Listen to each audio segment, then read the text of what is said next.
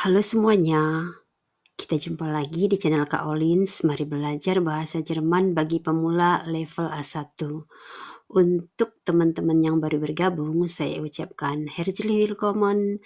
Dan untuk teman-teman yang lama, saya ucapkan terima kasih sudah bersama. Bantu di like videonya dan di subscribe channel ini ya.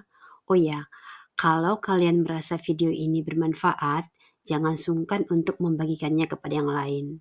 Danke euch. Dalam pelajaran yang lalu, kita telah mempelajari Wechsel Präposition Teil 1 dan sekarang kita akan mempelajari Teil 2. Na und, los, fangen wir an. Lektion 50. Wechselpräposition Teil 2. Sebagai kelanjutan pelajaran yang lalu, saya ingatkan kembali, kalau kalimat itu merupakan jawaban dari pertanyaan wohin, maka kasus benda yang di belakang preposisi tersebut menjadi akusatif. Tapi kalau merupakan jawaban dari pertanyaan wo, maka kasus benda tersebut menjadi datif. Dalam video kali ini, kita tidak akan lagi menjelaskan terlalu detail seperti pada bagian 1 ya. Di sini kita hanya akan membahas contoh-contoh saja. Jadi, kalau masih belum paham, baiknya selesaikan dulu bagian 1. Sekarang kita lanjutkan ke preposisi neben atau di samping. Contoh kalimatnya.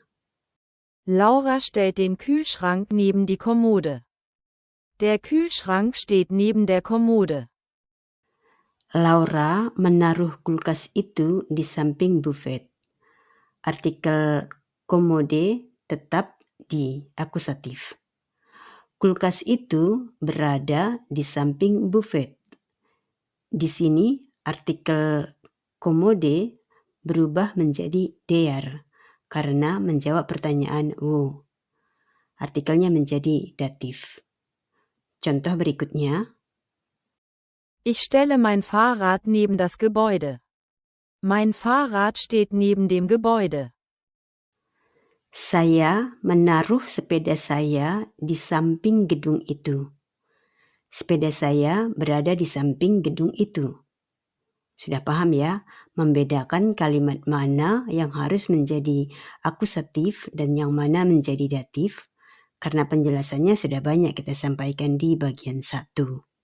Di bagian 1, saya juga telah menyampaikan bahwa preposisi biasanya terletak di depan nomen atau pronomen. Regelnya sama ya. Nah, sekarang coba kalian sempurnakan kalimat berikut. Pronomennya ich. Mein Mann geht neben ...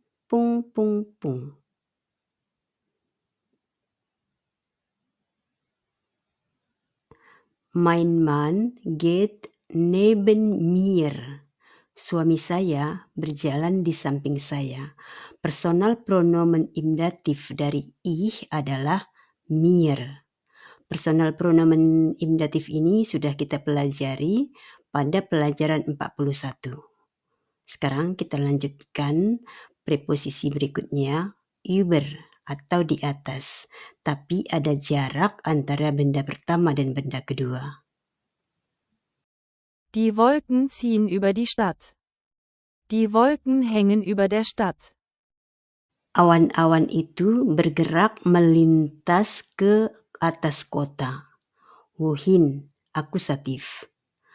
Awan-awan itu menggantung di atas kota.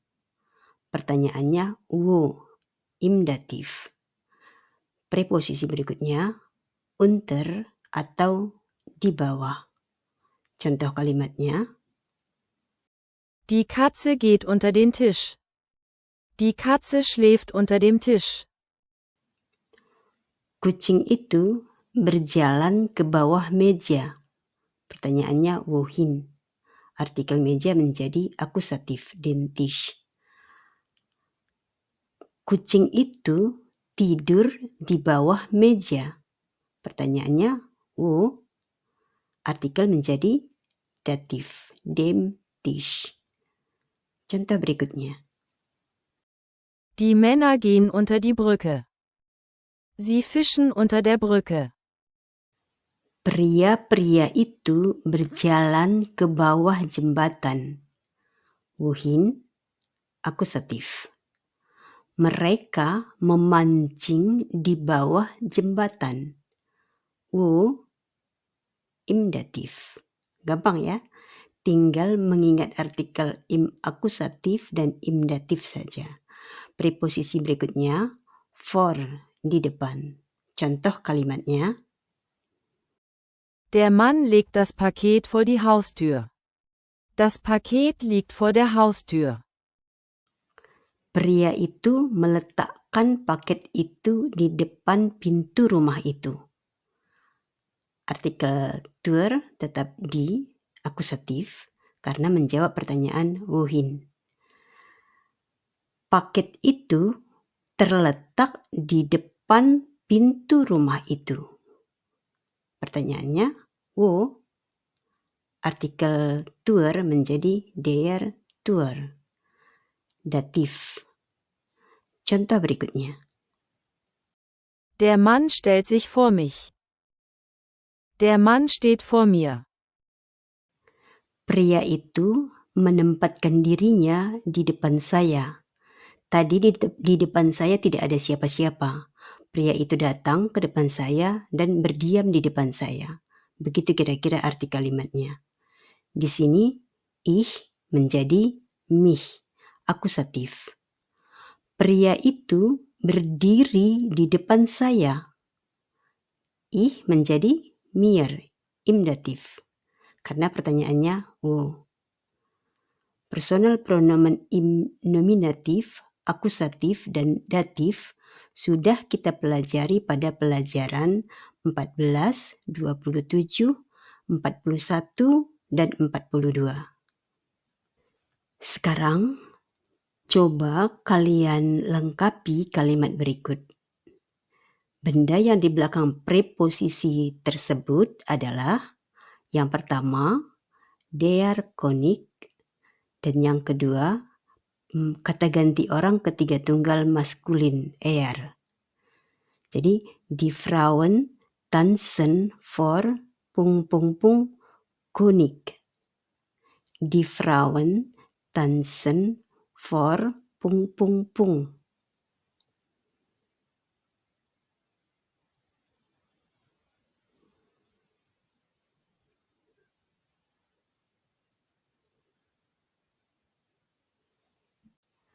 Richtig. Die Frauen tanzen vor dem König. Die Frauen tanzen vor ihm. Datif dari er adalah ihm. Kok jadi datif? Padahal die Frauen kan bergerak-bergerak. Mungkin ada yang nanya ya. Wanita-wanita itu memang bergerak.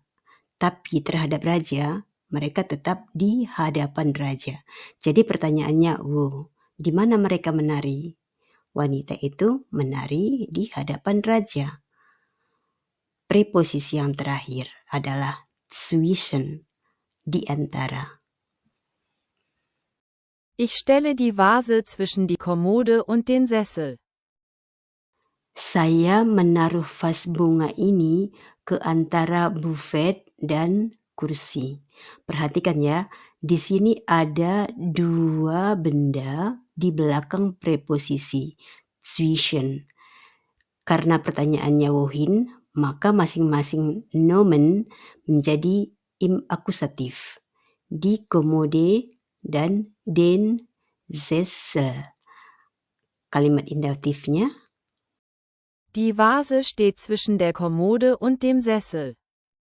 vas bunga itu berdiri di antara buffet dan kursi. Dalam kalimat ini, artikel kedua benda itu menjadi im datif. Der Kommode dan dem Sessel. Tapi bagaimana kalau bendanya yang mengantarai itu sejenis? Seperti pada contoh berikut. Ich stelle mein Auto zwischen die Bäume.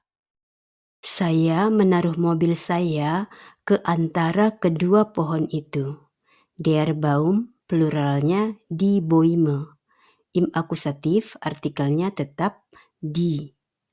Kalimat im datif, Ich habe mein Auto zwischen den Bäumen geparkt. saya telah memarkirkan mobil saya di antara kedua pohon itu. Dalam kalimat ini, die Bäume menjadi den Bäumen. Ada N di belakang benda pluralnya ya. Sekarang coba lengkapi lagi kalimat berikut ini. Clara berdiri di antara ibunya dan ayahnya. Jadi pertama-tama tentukan dulu posesif artikelnya apa. Lalu tentukan kasusnya apakah im datif atau im akusatif.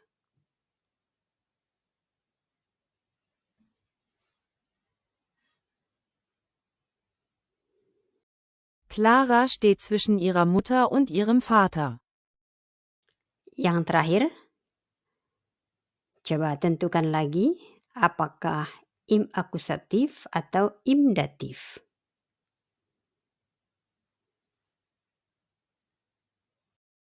Darf ich in deinen Garten kommen? Komm, wir spielen in meinem Garten. Nah, sudah paham total ya tentang Wechselpräposition.